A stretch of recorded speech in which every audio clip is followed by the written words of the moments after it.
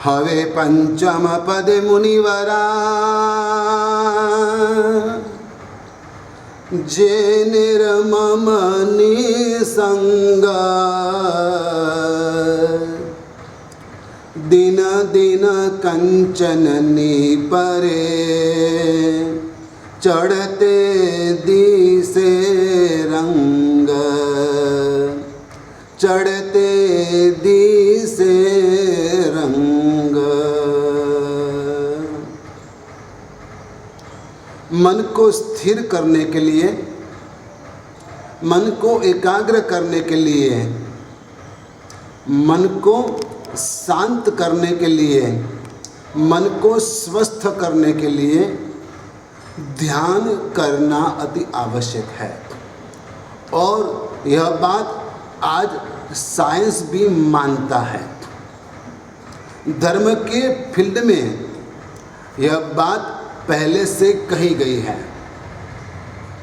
हमारे पूर्वाचार्यों ने, हमारे तीर्थंकरों ने अपने जीवन में इसका प्रयोग किया था और यह प्रयोग करने के बाद उन्होंने जो पाया वह ज्ञान हमें दिया था और वह ज्ञान आज हमारे पास है। और वह ज्ञान के प्रकाशक अरिहंत परमात्मा थे। हम पंच परमेष्टि भगवंतों का ध्यान धर रहे हैं। हमें पंच परमेष्टि भगवंतों का ध्यान करना है। हमें नौपत जी का ध्यान करना है। और 4 दिन बीत चुके हैं। आज ओली जी का 5वां दिन है, साधुपद की आराधना का दिन है। पंच परमेष्टि पद का अंतिम पद साधुपद की आराधना का आज का दिन है। और उसमें अरिहंत परमात्मा ज्ञान के प्रकाशक हैं। मतलब कि दुनिया को प्रकाशित किया है अपने ज्ञान से, दुनिया को उजागर किया है अपने ज्ञान से कि वास्तव में ये दुनिया, ये सृष्टि क्या है। इसलिए अरिहंत परमात्मा प्रकाशक है। सिद्ध भगवंत अनादि काल से लगे हुए अपनी आत्मा के ऊपर जो कर्म है वह कर्म के प्रनाशक है, उसका नाश करने वाले हैं। एक भी कर्म उनकी आत्मा के साथ लगा नहीं रहा है। सभी कर्म से वह मुक्त हो चुके हैं, सभी कर्मों का नाश उन्होंने किया है। इसलिए सिद्ध भगवंत कर्मों के प्रनाशक हैं। आचार्य भगवंत जिन शासन के प्रशासक हैं, आचार्य भगवंत जिन शासन का संचालन करते, जिन शासन चलाते हैं, इसलिए जिन शासन के प्रशासक हैं। उपाध्याय भगवंत जिन शासन के प्रबोधक हैं, जिन शासन के संतों को, शिष्यों को, साधुओं को, श्रावक श्राविकाओं को, साध्वी जीवों को ज्ञान देने का काम उपाध्याय भगवंत करते हैं। इसलिए उपाध्याय भगवंत जिन शासन के प्रबोधक हैं और साधु भगवंत जिन शासन के प्रसाधक हैं, साधक हैं। प्रशासक, प्रकाशक, प्रनाशक, प्रबोधक और प्रसाधक, ये 5 प्र आप याद रखना। अरिहंत परमात्मा जिन शासन के प्रकाशक हैं, सिद्ध भगवंत कर्मों के प्रनाशक हैं, आचार्य भगवंत जिन शासन के प्रशासक हैं, उपाध्याय भगवंत जिन शासन के प्रबोधक हैं और साधु भगवंत जिन शासन के प्रसाधक हैं। अब अरिहंत परमात्मा एकावतारी यानी कि तद्भव मोक्षगामी, उसी जन्म में मोक्ष की प्राप्ति करने वाले हैं। सिद्ध भगवंत एकावस्थानी यानी कि एक स्थान पर स्थिर रहने वाले हैं। आचार्य भगवंत एकताकारी जिन शासन की एकता को बनाए रखने वाले हैं। और उपाध्याय भगवंत एकाग्रकारी यानी कि चतुर्विध संघ को जिन शासन में एकाग्र बनाए रखने वाले हैं। और साधु भगवंत एक निष्ठ यानी कि अपनी साधना में निष्ठा से आगे बढ़ने वाले हैं। वैसे हमारे पंच परमेष्टि भगवंत हैं। इस सृष्टि के अंदर 5 तत्व हैं, अग्नि, वायु, जल, पृथ्वी और आकाश। ये 5 तत्व हैं। हमारे पंच परमेष्ठी भगवान भी ये 5 तत्वों के उजागर करने वाले हैं। जैसे कि अरिहंत परमात्मा आकाश तत्व से जुड़े हुए हैं, जैसे आकाश सारी सृष्टि में फैला हुआ है, वैसे अरिहंत परमात्मा की करुणा सारी सृष्टि के जीवों के ऊपर फैली हुई है। इसलिए अरिहंत परमात्मा की आराधना करने से हमारे शरीर के अंदर जो आकाश तत्व है उसका संतुलन बना रहता है। आकाश तत्व को वश में करना है तो अरिहंत परमात्मा की आराधना करनी चाहिए। सिद्ध भगवान अग्नि तत्व के साथ जुड़े हुए हैं, क्योंकि उन्होंने अपनी ध्यान अग्नि से कर्मों को खाक कर दिया है। हमें अग्नि तत्व को काबू में रखना है तो हमें सिद्ध भगवंत की आराधना करनी चाहिए। और आचार्य भगवंत जो है वह वायु तत्व के प्ररूपक है, वायु तत्व के वह प्रतीक है। जैसे वायु कहीं भी पहुंच पाता है और पहुंच जाता है, ठीक वैसे आचार्य भगवान रुकते हैं कहीं भी, स्थिरता कहीं भी करते, लेकिन उनकी आज्ञा के माध्यम से वह पूरे संघ में सब जगह फैल जाते हैं। इसलिए वायु तत्व को कंट्रोल करने के लिए आचार्य पद की आराधना करनी चाहिए। उपादेय भगवंत जल तत्व के प्रतीक है, और जल तत्व में जितने भी गुण हैं वह सभी गुण उपादेय भगवंत में हैं। जल तत्व से धान्य पैदा होता है, वनस्पति पैदा होती है, ठीक वैसे उपादेय भगवंत से इस शासन के अंदर ज्ञानी वैसे शिष्य पैदा होते हैं। जैसे जल तत्व से शीतलता की अनुभूति होती है, ठीक वैसे उपादेय भगवंतों से भी शांति की अनुभूति होती है। साधु भगवंत पृथ्वी तत्व के प्रतीक है। पृथ्वी सहनशील है, साधु भी सहनशील है। पृथ्वी क्षमाशील है, साधु भी क्षमाशील है। साधु का सर्वप्रथम धर्म क्षमा है। 10 धर्म है साधु के, उसमें से सर्वप्रथम धर्म है क्षमा। साधु के 10 धर्म कौन से हैं? खंति, मद्दव, अज्जव, मुत्ति, तव संजमे बोधव्ये, सच्चम, सोम, आकिंचनम च, बम्बम च जय धम्मो। ये 10 साधु के धर्म है। क्षमा, मार्दवता, अर्जवता आदि 10 धर्म साधु के। खंति, मद्दव, अज्जव, मुत्ति, तव संजमे बोधव्ये, मुक्ति, संयम और तप, ये सब साधु के धर्म है। और साधु का धर्म क्षमा है, पृथ्वी का धर्म भी क्षमा है। साधु क्षमा करता है, पृथ्वी भी क्षमा करती है। साधु को थोड़ा दो, वो सामने आपको बहुत कुछ बोध देता है, ज्ञान देता है। पृथ्वी को 2 बीज डालो, जमीन के अंदर 2 बीज डालो, गाड़ दो, फिर वह कितना बीज देती है, कितना धान्य देती है। ठीक वैसे साधु का कार्य, साधु को आप उनके साधु जीवन में उपयुक्त जो चीज़ है, जो उपकरण है, वो वहरा दो। साधु आपको मुक्ति का आशीर्वाद देंगे, धर्मलाभ कहेंगे। जैन साधु की एक खास बात है जो अन्य कोई साधु में नहीं होती है, कि अन्य साधु जो आशीर्वाद देते वह सभी आशीर्वाद अपूर्ण होते हैं, जबकि जैन साधु जो आशीर्वाद देते वह पूर्ण आशीर्वाद होते हैं। कैसे?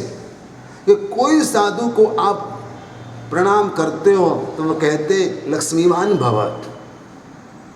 मान लो आपको लक्ष्मी मिल गई, लेकिन लक्ष्मी मिलने के बाद यदि आपके परिवार में कोई खाने वाला नहीं तो लक्ष्मी क्या करोगे? कोई संतान नहीं, आप क्या करोगे? लक्ष्मी ढेर सारी है, क्या मतलब? किसी के पास गए, उसने आशीर्वाद दिया पुत्रवान भव, और आपको बेटे हो गए, संतान हो गए, लेकिन घर में खाने के लिए कुछ नहीं तो क्या करोगे? वह सभी आशीर्वाद अपूर्ण है। कोई स्त्री को, कोई महिला को संत आशीर्वाद देते सौभाग्यवती भव, लेकिन वो पियक्कड़ होगा, बेवड़ा होगा तो क्या काम का?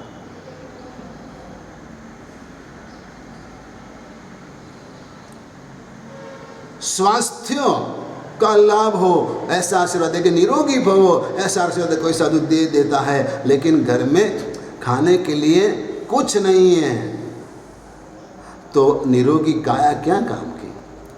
मतलब कि दुनिया के सभी आशीर्वाद अपूर्ण है, अधूरे हैं, लेकिन जिन साधु जो आशीर्वाद देते हैं धर्म लाभ, वो आशीर्वाद पूर्ण है, क्योंकि धर्म आपके जीवन में आएगा तो सब कुछ आएगा, यदि धर्म आपके जीवन में नहीं आएगा तो कुछ नहीं आएगा।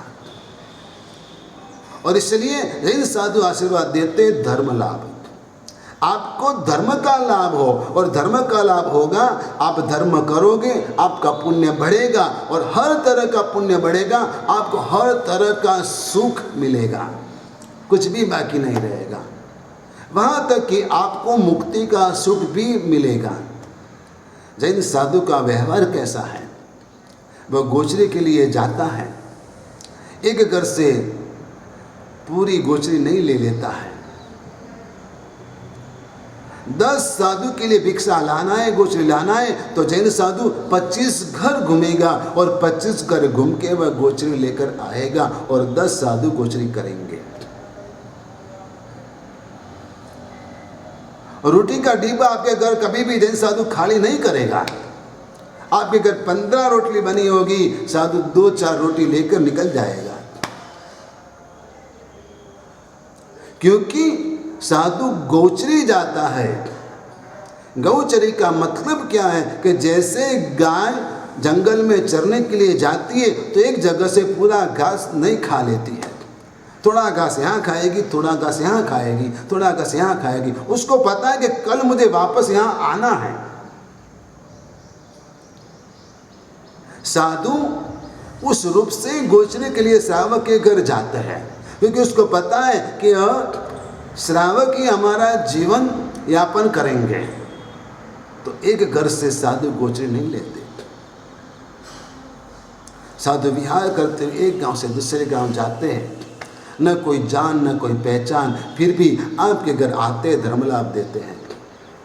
साधु भगवंत को आप विनंती करते हो, साधु भगवंत को आप विनंती करते हो हमारे घर पधारना, हमारे गांव पधारना, साधु भगवंत का एक ही जवाब होता है वर्तमान युग। कौन सा जवाब होता है? वर्तमान युग। आपने कभी गुरु भगवंत को पूछा कि गुरु भगवंत ये क्या बोल रहे हो आप? उसका उत्तर क्या है? आप गुरु भगवंत के पास जाते हो, विनंती करते हो, गुरु भगवंत कहते हैं वर्तमान युग। वर्तमान युग का मतलब कि जैसे संयोग, न हाँ बोलते न ना बोलते। यदि हाँ बोलते तो भी साधु को झूठ बोलने का पाप लगने की संभावना है, यदि ना बोलते तो भी साधु को झूठ बोलने का पाप लगने की संभावना है, दूसरा व्रत खंडित होने की संभावना है। इसलिए साधु निश्चय से कोई उत्तर नहीं देता, और वर्तमान जो शब्द से ही व्यवहार चलाता है, क्योंकि उसको दूसरा व्रत का भी पालन करना है, दूसरे व्रत का भी पालन करना है। जो मृषावाद विरमण व्रत उसका उसको पालन करना है, इसलिए साधु वर्तमान योग शब्द से व्यवहार करता है। साधु भगवंत के पास आप आशीर्वाद लेने के लिए जाते हो और आपको वासक्षेप डालते हैं। कभी कोई गुरु भगवंत थार पार को ऐसा बोलते, आपने कभी पूछा गुरु भगवंत को गुरु महाराज का मतलब क्या है? ये क्या बोल रहे हो? हमें किस चीज का आशीर्वाद दे रहे हो? किस बात का आशीर्वाद दे रहे हो? और जब मैं कहूँगा कि आपको हम ये आशीर्वाद दे रहे हैं तो आप हैरान हो जाओगे, हमको नहीं चाहिए आशीर्वाद। क्या चाहिए हमारे आशीर्वाद आपको? हम तो यह कहते संसार से पार उतरो, मोक्ष में जाओ, निस्तार पार गाहो। हम तो यह बोलते हैं कि संसार से पार उतरो, संसार से निकलो बाहर। क्या आपको निकलना है? हम तो यह आशीर्वाद देते हैं। साधु का व्यवहार क्या है? देखो तो सही, साधु जीवन क्या है? आज भी दुनिया के अंदर जैन साधु एक अजाइबी है, एक अजूबा है। ऐसा जीवन जीना आपके लिए नामुमकिन है, बहुत ही कठिन है। आप कुछ दिन के लिए पैदल चलोगे, घूमोगे, यात्रा प्रवास कर लोगे, लेकिन लाइफ टाइम ये जीवन जीना पॉसिबल नहीं है, बहुत मुश्किल है, बहुत कठिन है। साधु पद का आपको ध्यान करना है। हवे पंचम पदे मुनिवरा जे निर्मम निसंग, यानी कि कहीं भी उनको ममता नहीं है। आज गुजरात में, कल राजस्थान में, इसके बाद हरियाणा में, कहीं न कहीं, कभी मध्य प्रदेश में, कहीं न कहीं विचरण करते रहते, कहीं भी ममत्व नहीं होता है। निर्मम और निसंग, असंग रहते हैं, निसंग रहते हैं। साधु पद की आराधना है। दिन दिन कंचन नी परे दिस से चढ़ते रंग, जैसे आप सोने की अंगूठी पहन के रखते हो और जैसे जैसे दिन व्यतीत होते जाते वो थोड़ी बहुत घिसाई में आती है, तो चमक उसकी बढ़ती है। ठीक वैसे जैसे जैसे साधु का जीवन पर्याय बढ़ता जाता है, उसकी साधुता प्रकट होती जाती है। अप्रमत्त जे नित्य रहे नवी हरखे नवी सोचे, अप्रमत्त जे नित्य रहे नवी हरखे नवी सोचे, साधु सुधाते आत्मा सु मुंडे सु लोचे। साधु पद का मतलब क्या है कि आप गृहस्थ हो, देश वृत्ति धर्म का आपने स्वीकार किया है, तो आप 5वें गुण स्थानक पे हो। जैसे ही वो कर्मी मंत्र का उच्चारण करके साधु बनता है, वह 6ठे गुण स्थानक पर आ जाता है। साधु जीवन यानी 6ठा गुण स्थानक। आप कितना भी धर्म कर लो संसार में, लेकिन आप 6ठे गुण स्थानक में नहीं माने जाओगे, आपको 5वां गुण स्थानक ही लगेगा। लेकिन जैसे ही साधु बन गए, सर्ववृत्ति धर्म का स्वीकार किया, आप 6ठे गुण स्थानक पे आ जाते हो। एक स्टेप आपका मोक्ष मार्ग में बढ़ गया। लेकिन साधु जीवन का स्वीकार करने के बाद जब आप साधना में अप्रमत्त रहने लगते हो, आराधना में अप्रमत्त रहने लगते हो, उस समय जब आप अप्रमत्त भाव में हो, तब आपका 7वां गुण स्थानक भी आता है। इसलिए साधु कभी 7वें गुण स्थानक पे होता है, कभी 6ठे गुण स्थानक पे होता है, कभी 6ठे गुण स्थानक पे होता है, कभी 7वें गुण स्थानक पे होता है। अप्रमत्त और 7वां गुण स्थानक है। अप्रमत्त जे नित्य रहे नवी हरखे नवी सोचे, अनुकूलता मिली तो कोई खुशी नहीं, प्रतिकूलता मिली तो कोई शोक नहीं, कोई दुख नहीं, जो भी है उसका स्वीकार कर लेना। कोई प्यार से बुलाता है, कोई मान सम्मान देता है तो भी ठीक है, कोई अपमान करता है तो भी ठीक है, कोई सामने से दरवाज़ा खोलता है पधारो महाराज साहब तो भी ठीक है, और कोई दरवाज़ा बंद कर देता है तो भी ठीक है।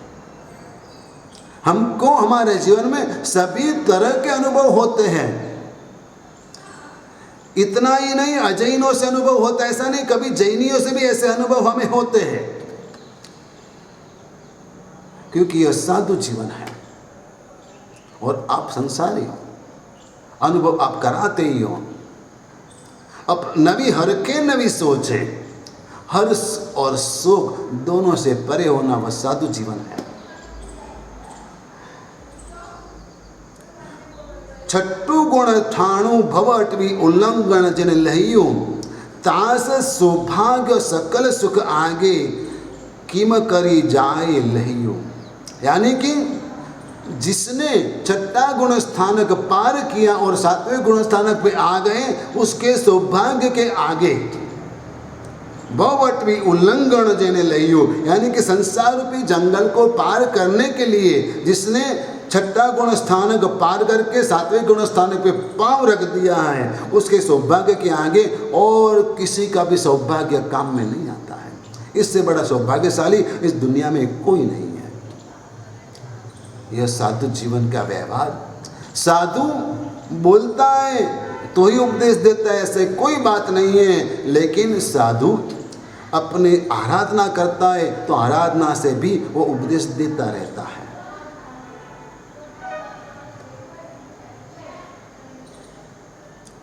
आपको कई लोगों को व्याख्यान सुनने की आदत सी हो गई है। कोई भी गुरु भगवान पधारे, आप कहेंगे महाराज साहब व्याख्यान, महाराज साहब व्याख्यान। यदि गुरु भगवान व्याख्यान नहीं देते हैं तो आप टीका टिप्पणी करने के लिए बैठ जाते हो। देखो आए, बैठे रहे, सो जाते, कुछ करते नहीं हैं और व्याख्यान भी नहीं देते, आप बोलने लग जाते हो। लेकिन आप कितने लोग समय पे व्याख्यान सुनने के लिए जाते हो? पूरा प्रवचन सुनने के लिए कितने लोग बैठते हो? गुरु भगवान से आपको अपेक्षा है कि गुरु भगवान हमारे गांव पधारे तो प्रवचन अवश्य दे, हमारे संघ में पधारे तो गुरु भगवान प्रवचन अवश्य दे। लेकिन आपका फर्ज क्या है वो आप भूल जाते हो कि हम 5-10 लोग प्रवचन के प्रारंभ से आकर उपस्थित हो जाए और जब तक प्रवचन समाप्त न होए तब तक हम हिलेंगे नहीं। आपका भी तो कुछ नियम होना चाहिए। आपको सभी अपेक्षा साधुओं से है, लेकिन आपके पास जब हम अपेक्षा रखते हैं तो आप उससे पीछे हट जाते हो। आप का कर्तव्य भी आपको समझना चाहिए, आपकी फर्ज क्या है वो भी आपको देखना चाहिए। गुरु भगवान के लिए आप प्रवचन की अपेक्षा रखते हो तो गुरु भगवान को आप उपास्य में बुलाने के लिए जाओ, गुरु महाराज पधारिए। कभी कभार गुरु महाराज को इंतजार करना पड़ता है कि हमारे श्रावक आए तब मैं प्रवचन दूं।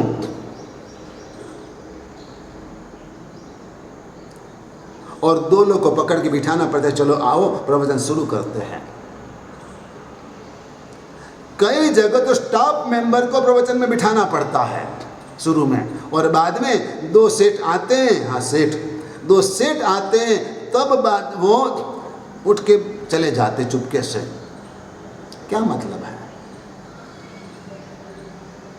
आपको प्रवचन सुनने की अपेक्षा है क्या? सच में प्रवचन सुनना है क्या? भगवान के शासन के प्रति सच में भक्ति भाव है क्या? साधु के प्रति बहुमान भाव है क्या? क्या मानकर चलते हो?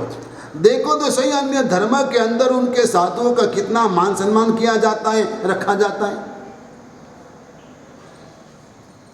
आप खुद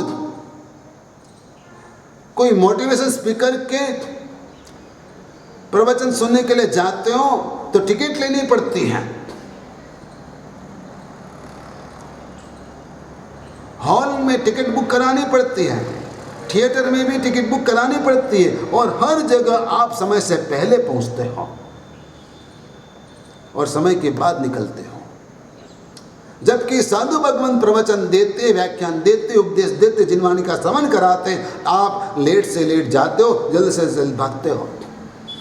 यदि कोई गुरु भगवान 5 मिनट प्रवचन ज्यादा दे देवे तो भी आपको हैरानी है, परेशानी है।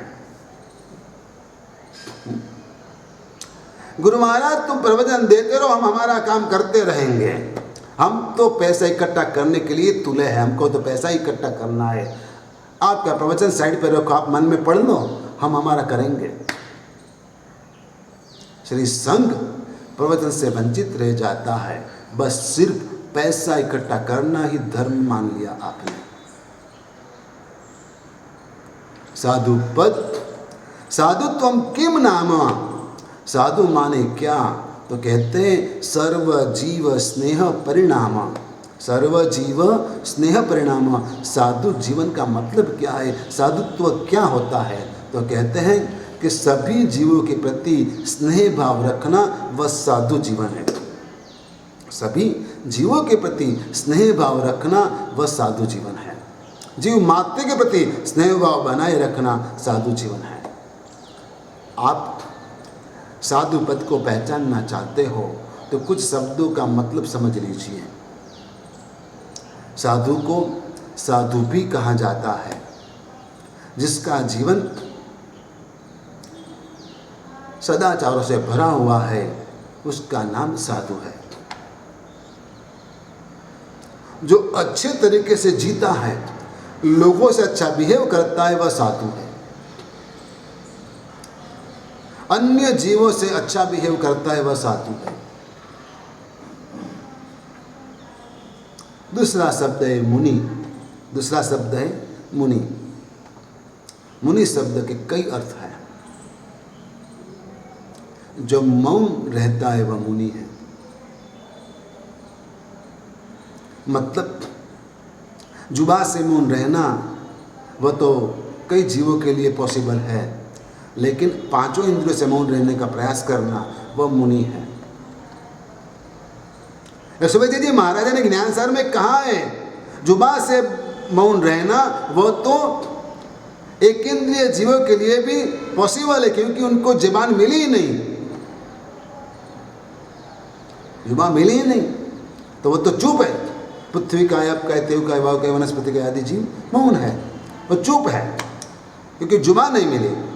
तो वैसा मौन रहना तो बहुत ही सरल है, लेकिन पांचों इंद्रियों से मौन रहने का प्रयास करना वह है साधु जीवन, वह है मुनि जीवन। मुनि साधु की और एक व्याख्या यति। यति का मतलब आज के संदर्भ में बदल गया, लेकिन पहले के समय के अंदर साधु को यति भी कहते थे। आज भी जिन शासन के अंदर साधु धर्म के जो 10 प्रकार है, उसे 10वीं यति धर्म ही कहा जाता है, 10 तरह का यति धर्म ही कहा जाता है। साधु की और एक व्याख्या निर्ग्रंथ। निर्ग्रंथ यानी कि कोई भी तरह की ग्रंथि नहीं रखते, राग द्वेष की ग्रंथि नहीं रखते, मन में कोई बात बांध के पकड़ के नहीं रखते, वो बात को छोड़ देते, निर्ग्रंथ रहते हैं। कोई भी तरह की ग्रंथि को लेकर साधु चलता नहीं है, चलना नहीं चाहिए साधु को। ऐसी बातों को पकड़ के छोड़ देनी चाहिए, निर्ग्रंथ। साधु की और एक व्याख्या, साधु के लिए और एक शब्द क्षमा श्रवण।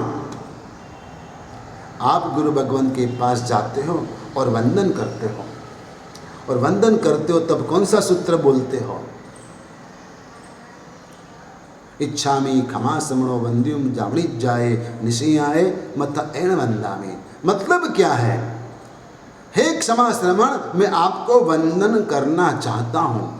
तो साधु को आप क्षमा श्रवण कहते हो, यानी कि क्षमा धारण करने वाले, क्षमा धारण करने वाले। वैसे साधु भगवंत जो मोक्ष मार्ग के साधक जो है उसको सहायता करते हैं। जो सहाय करे वह साधु, जो सहाय करे वह साधु, जो जिन शासन की सेवा करे वह साधु, जो उपसर्ग परिसर को सहन करे वह साधु। ये साधु जीवन की महानता है। ये साधु जीवन के लिए अन्य धर्म की मर्यादाएं कुछ अलग है, लेकिन जैन धर्म की मर्यादा कुछ अलग है। जैन धर्म के अंदर साधु का यह वेश महत्वपूर्ण माना गया है, और यह वेश से ही कई आत्माओं के प्रति उपकार हो जाता है। सिर्फ वेश उपकारक बन जाता है, तारक बन जाता है, भवदति तारक बन जाता है। और इसलिए आपको कहीं भी साधु का दर्शन हो जाए तो वंदन का लाभ अवश्य लेना चाहिए। साधुनाम दर्शनम पुण्यम तीर्थभूतानि साधव।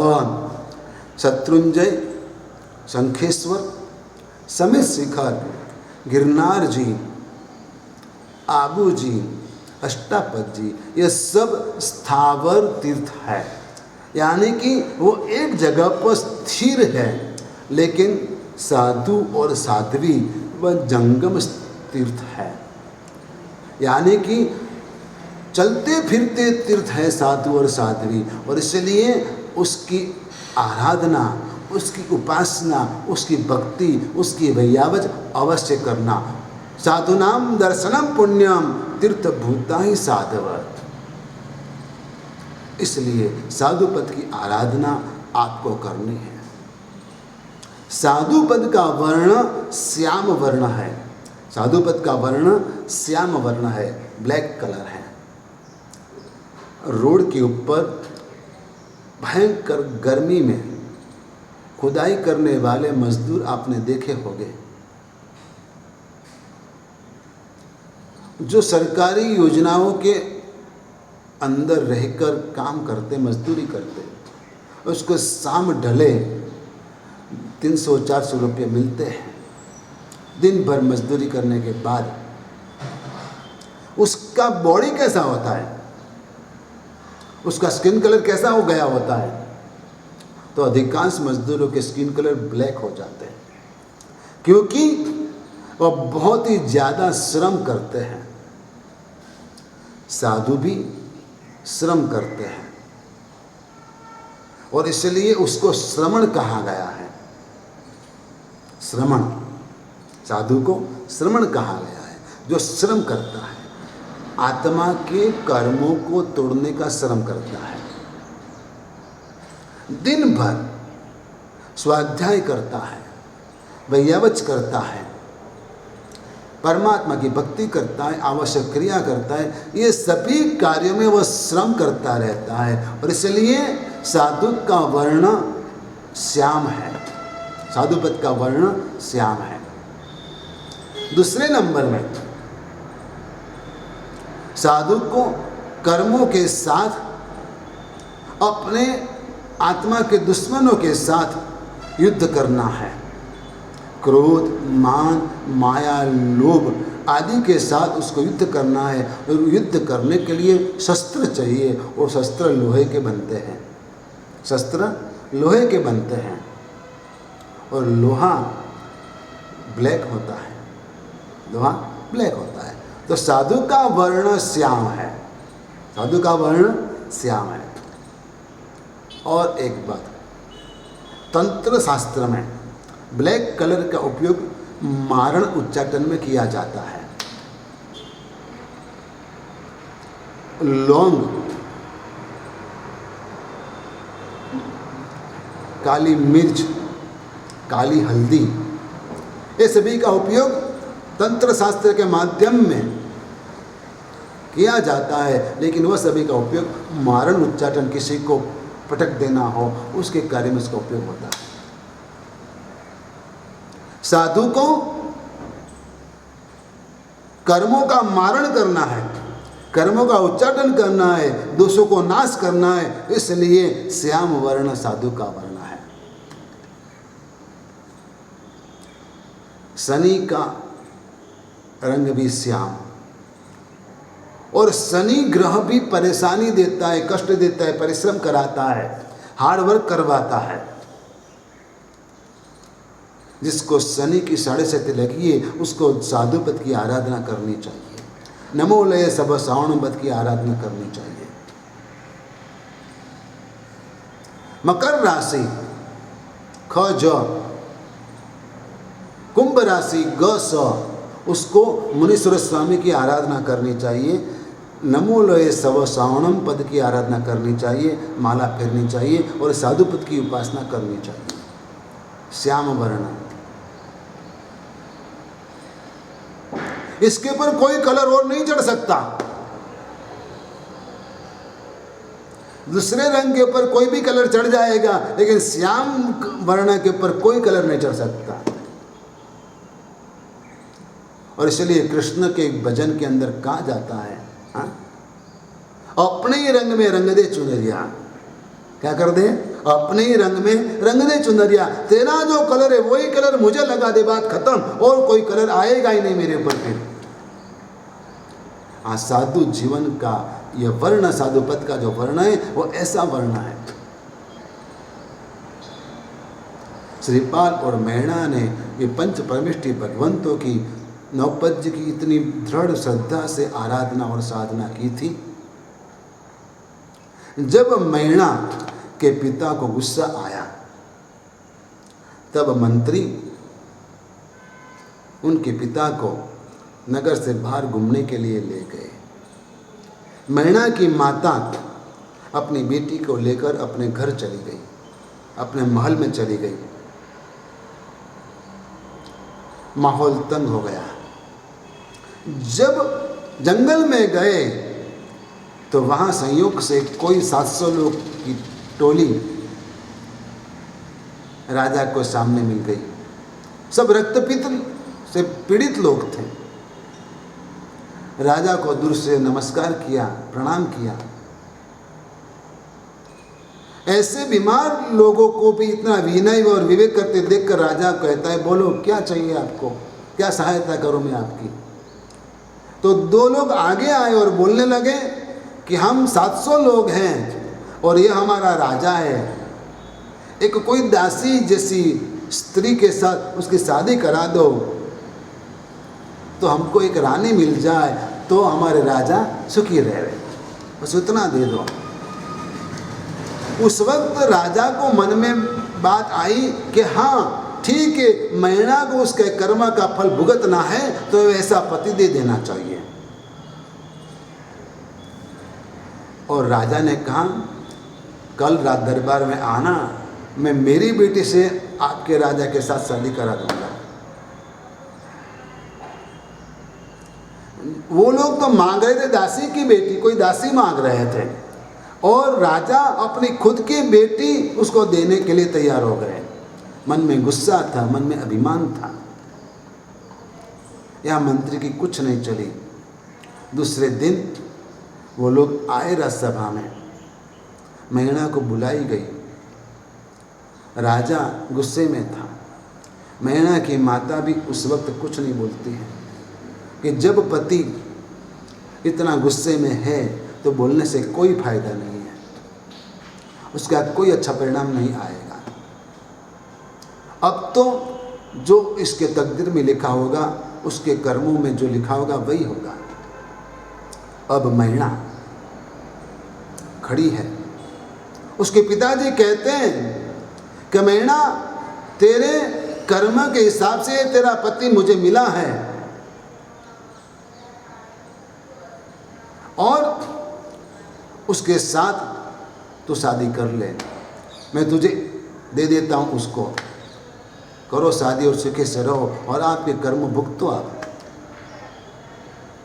जब पिता ने यह कहा तब मैना के मुख की एक भी रेखा में परिवर्तन नहीं हुआ। रास में कहते हैं, सिपाही मैना के रास में कहते हैं कि मैना मुख नहीं पाल टेरे लोल, मैना मुख नहीं पाल टेरे लोल, मतलब कि मैना के मुख के हाव भाव में कोई परिवर्तन नहीं हुआ, वही स्वस्थता बनी रही। नहीं पिताजी ऐसा मत करो, मेरी गलती हो गई। मैना रोने नहीं लगी, क्योंकि वह मैना सुंदरी थी, जैन धर्म की उपासक थी, जैन धर्म के प्रति श्रद्धा रखने वाली थी, सम्यक्तवान एक स्त्री थी, युवती थी।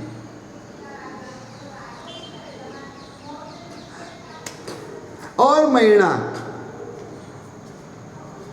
अपने पिता के कहने के अनुसार, अपने पिता के कहने के अनुसार हाथ में वरमाला लेकर खड़ी हो जाती है और वरमाला लेकर वो उम्बर राणा के पास जाती है और उम्बर राणा के गले में वरमाला पहना देती है और उसके साथ शादी कर लेती है और उसके साथ खड़ी हो जाती है,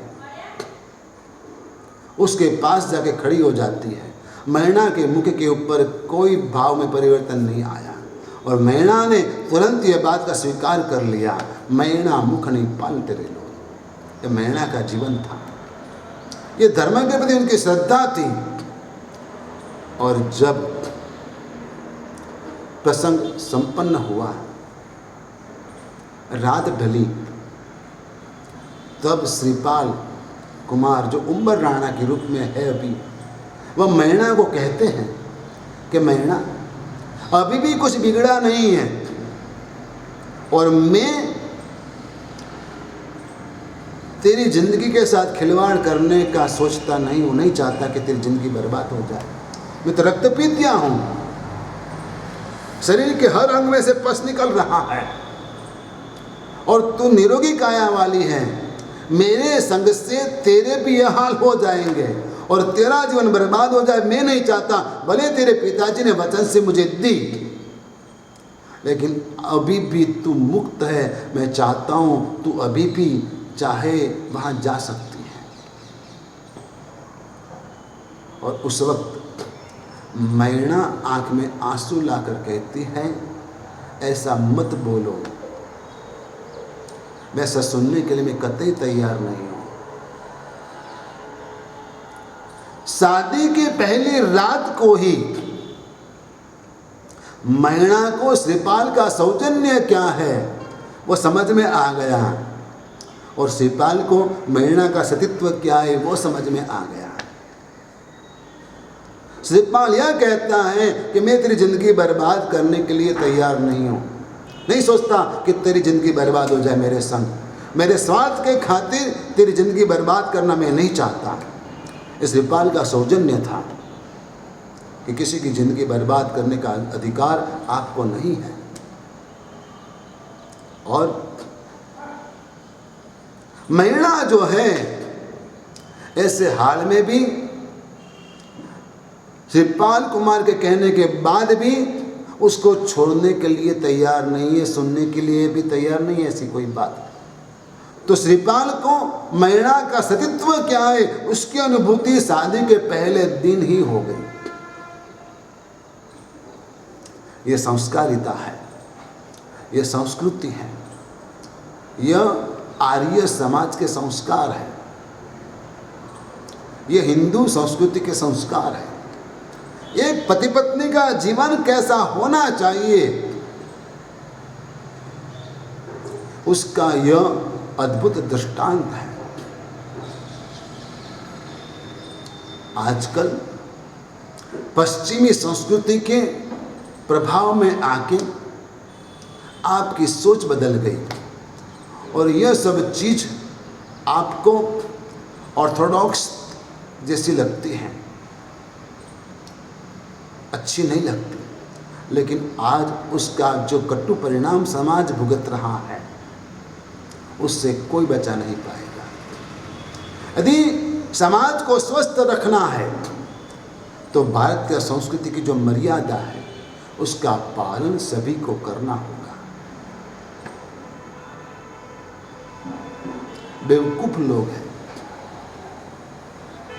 कि जब दिए जलाने होते तब दिए बुझा देते हैं और जब दिए बुझाने होते तब दिए जलाते हैं।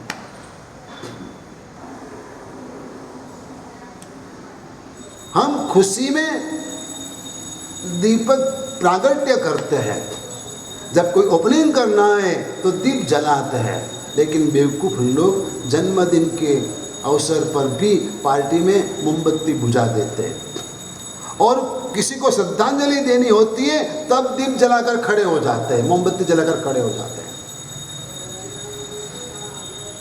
क्या संस्कृति आपने बदल डाली है? कौन सी संस्कृति के आप फॉलोअर्स हो, आपको कुछ पता नहीं। क्या करते हो? जब वो मर गया है, उसको समाधि मिल गई है, उसको अब आपको श्रद्धांजलि देना है, तो हमारी परंपरा यह है कि मौन धारण करके उसको श्रद्धांजलि दे दे, बात खत्म। लेकिन मोमबत्ती लेकर खड़े हो जाते हो। ये कौन सा तरीका है? ये कौन सी संस्कृति है? आप कुछ सुनने के लिए, समझने के लिए तैयार नहीं। आपकी लाइफस्टाइल आपके जीवन को बर्बाद कर रही है। आपकी संस्कृति आप सोचते नहीं हो, सिर्फ नकल करते हो। वो लोग वैसा करते, हमें ऐसा करना चाहिए। वो लोग वैसा करते, हमें ऐसा करना चाहिए। और आपको कुछ नया करना अच्छा लगता है, लेकिन आप लोग ने, हिंदुस्तानियों ने साड़ी छोड़ दी और अब पश्चिमी लोग साड़ी पहनकर घूम रहे हैं। अब आप लोग आधे नंगे घूम रहे हो और वो लोग पूरे कपड़े पहनकर निकल रहे हैं। देखो तो सही, हमारे संस्कृति थाली धोकर पीने की है और वो लोगों की संस्कृति कुछ न कुछ जूठा छोड़ने की है। पानी का गिलास भी यदि पीने के लिए लिया है तो भी उसमें 2 घूंट पानी जूठा छोड़ने की आपकी संस्कृति है और आपकी सोसाइटी का मैनर्स बन गया। जबकि हमारी संस्कृति ऐसी है कि जिस थाली में खाया वह थाली धोकर साफ करके पानी पी जाना है और कपड़े से पोंछ के रखना है। ताकि उसमें सम्मूर्छित जीव पैदा न होवे और जीव हिंसा न होवे। जूठे बर्तन आप रात भर पड़े रखते हो, दूसरे दिन सुबह बर्तन धोते हो। ये कौन सी संस्कृति है, कौन से संस्कार है आपके? रात को खाना ही नहीं, वो भारतीय संस्कृति थी। रात को तो जानवर भी नहीं खाते, आप क्यों खाते हो? लेकिन आप तो अब रात को ही खाने के लिए भटकते हो, कौन से ढाबे पर अच्छा खाना मिलता है। और गांव के बाहर कोई भी नहीं होटल या ढाबा खुला नहीं, और जैनी लोग पहले गए नहीं। सबसे ज़्यादा जैनी लोग ही जाते खाने के लिए, सबसे पहले वही जाते हैं। और जब हम यह धर्म का उपदेश देते तो लोग हमारी मजाक उड़ाते हैं कि आपके लोग ही पहले हमारे यहाँ आते हैं। महिला का जीवन, उनकी धर्म आराधना और आपका जीवन, आपकी आराधना जोजन का अंतर रखती है, बहुत डिफरेंस है। महिला ने एक ही बार ओली की और पहले आयम्बिल में ही उसको प्रभाव मिल गया। आप लाख ओली करो तो भी आपको यह प्रभाव नहीं मिलेगा। आयम्बिल का प्रभाव आपको देखने को नहीं मिलेगा, सिद्ध चक्र जी का प्रभाव आपको देखने को नहीं मिलेगा, नवपद जी का प्रभाव आपको देखने को नहीं मिलेगा। जब आपका जीवन मैणा जैसा होगा, आपकी श्रद्धा मैणा जैसी होगी, तब आपको इसका प्रभाव देखने को मिलेगा। साधु पद की आराधना करने के लिए नमो लोए सब श्रावणम पद की आपको माला फेरनी है।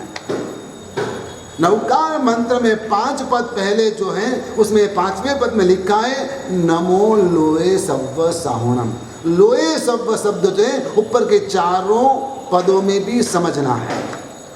जैसे आप ऊपर लिखा हुआ जो वर्ड है उसको नीचे लाने तो डिट्टो डिट्टो डिट्टो करते हो, ठीक वैसे नवकार मंत्र में लोए सव्व शब्द जो है ऊपर के 4 पद में भी लेना है। नमो लोए सव्व अरिहंताणम, नमो लोए सव्व सिद्धाणम, नमो लोए सव्व आयर्याणम, नमो लोए सव्व वज्जायणम, नमो लोए सव्व साहुणम। यह अर्थ लेना है। कितना विशाल अर्थ हो गया। और आप देखो 4 शरणा का स्वीकार करने को जो कहा गया है, उसमें अर्यंत्य शरणं प्रवज्जामि, सिद्ध शरणं प्रवज्जामि, फिर क्या है? आचार्य शरणं प्रवज्जामि है, उपाध्याय शरणं प्रवज्जामि है? नहीं है, डायरेक्ट साधु शरणं प्रवज्जामि। क्योंकि साधु पद से ही उपाध्याय और आचार्य बना जाता है। साधु पद बाकी ऊपर के 4 पदों में समाविष्ट है। अरिंद भी साधु है, सिद्ध भी साधु बन के ही हुए हैं, आचार्य और उपाध्याय भी साधु है। साधु पद सर्वव्याप्त है, सब जगह फैला हुआ है, और उसकी आराधना करना ही आपका कर्तव्य है। आपको एक बात याद रखना है कि ये 9 पद जी के अंदर जो पहले 5 पद है ना, वो 5 पद में से कोई भी एक पद में मुझे बैठना है, ऐसा निश्चय कर लो। अर्यंत, सिद्ध, आचार्य, उपाध्याय और साधु, ये 5 में से कोई भी एक पद में मुझे इसी जन्म में बैठना है। और यदि 5 में से कोई एक पद में भी मैं नहीं बैठ पाऊं, तब तक बाकी के जो 4 पद है, दर्शन, ज्ञान, चरित्र और तप, ये किसी को भी, इसमें से एक को भी मुझे मेरे हृदय में बिठाना है। ये आपको तय करके 9 पद की आराधना करनी चाहिए। बोलो कौन से पद में आपको बैठना है? कोई भी पद में बैठने का सोचो, साधु पद के बिना आपका कल्याण नहीं होगा। और कौन से पद को आपको हृदय में बिठाना है वो तय कर लो। आप कौन से धर्म के स्पेशलिस्ट हो, आप सोचना। कल आगे जाके तय करेंगे कि कौन से धर्म में हमें स्पेशलिस्ट बनना है और कौन से धर्म में स्पेशलिस्ट बनना इजी है।